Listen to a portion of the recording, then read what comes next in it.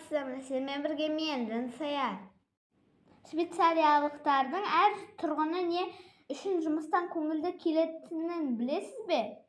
Оның бірден-бір себебі әрі өзені.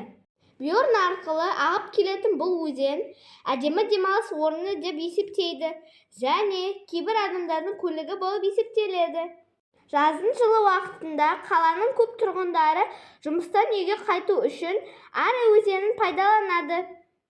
Әлемдердің ең таза өзендерінің бірі болып есептелетін бұл өзен адамдарды сергітіп және денсаулығына пайдасын тигізеді. Жұмысшылар киімдерін су өткізбейтін қапшықтарда сақтап және сол қапшықпен өзеннің тыныш ағысы оларды көздеген жеріне өткізеді. Бұл әрі өзені тек көлік ретінде емес, қала пейзажын тамашалап күйзелістен арылдырады. Ал сіз жұмыстан қайтарда қандай көлік пайдаланасыз? Комментарияға жазып кетіңіз. Осындай қызықты ақпараттар білгіңіз келсе, менің каналыма тіркеліңіздер.